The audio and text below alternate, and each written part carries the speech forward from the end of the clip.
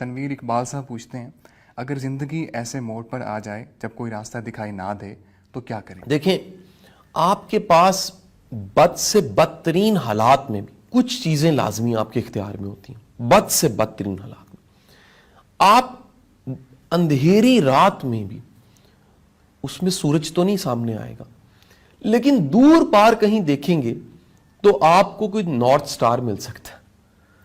North star اسی لیے کہا جاتا ہے، وہ گائیڈنگ سٹار نارتھ کی طرف ہوتا ہے. ممکن ہے ایک بڑا اچھا جملہ واصف علی واصف صاحب کا، آپ کہتے ہیں کہ اندھیرے میں دور سے نظر آنے والی روشنی کی شعاع، ایک دیا، وہ بھی آواز کا کام کرتا ہے، یعنی گائیڈ کا کام کرتا ہے. تو بدترین حالات میں بھی جو اس وقت سنائی دے رہا ہے بڑے دھیان سے سنیں، جو اس وقت دکھائی دے رہا ہے بڑے دھیان سے دیکھیں، جو اس وقت محسوس ہو رہا ہے اس کو دھیان سے سنیں. اس وقت پوری سوسائٹی میں کرائسس ہے.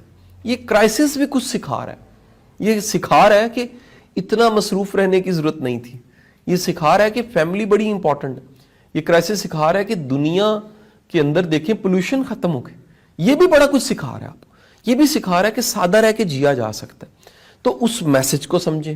دنیا کے کسی بھی کرائسس میں اس میسج کو سمجھنا چاہیے. پھر دو ہتھیار آپ کے پاس ہیں. ایک ہے صبر کا ہتھیار. صبر کا مطلب ہے کہ آپ آنے والی مصیبت کو تھکا دیں. اس انداز سے ذرا سوچیں. کوئی آیا جو ڈرا رہا ہے، کوئی آیا جو دھمکا رہا ہے، کوئی آیا جو برا بلا کہہ رہا ہے، کوئی آیا جو گالیاں نکال رہا ہے، کوئی آیا جو ڈنڈے مار رہا ہے، کوئی آیا اور آپ پہ شاؤٹ کر رہے ہیں.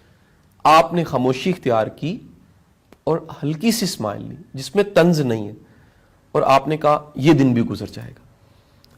ایک اور دن آیا، پھر یہ سب کچھ ہوا، آپ نے پھر ہلکی سی اسمائل لی، آپ نے کہا یہ دن بھی گزر جائے گا.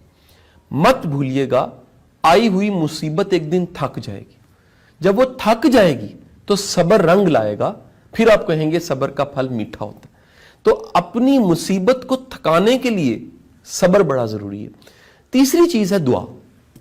دعا کا مطلب ہے آپ کا اس ذات پہ بھروسہ مکمل ہے جو دکھتی نہیں.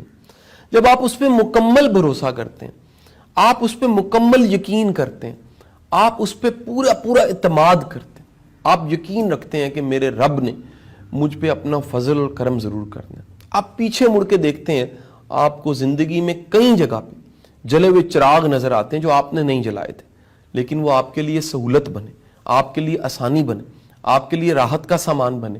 تو آپ میں ایمان اکٹھا ہوتا ہے، یقین آ جاتا ہے کہ آئندہ بھی کئی چراغ انتظار کر رہے ہیں، کئی ذائقے ہیں جو میری زبان نے چکھنے ہیں، کئی مومنٹس ہیں جن کو میں نے انجوائے کرنا ہے، کئی خوشیاں جو میرا انتظار کریں، کئی منزلیں جو میرا انتظار کریں. تو آپ ہاتھ اٹھا کے، گڑ گڑا کے، اپنا سر نیچے کر کے، آنسو بہا کے، بڑی ایک تڑپ کے ساتھ اپنے رب سے بڑے مان کے ساتھ آپ دعا مانگتے ہیں کہ یا باری تعالیٰ اس مصیبت کو ٹال دے، اس مشکل کی گھڑی کو ٹال دے.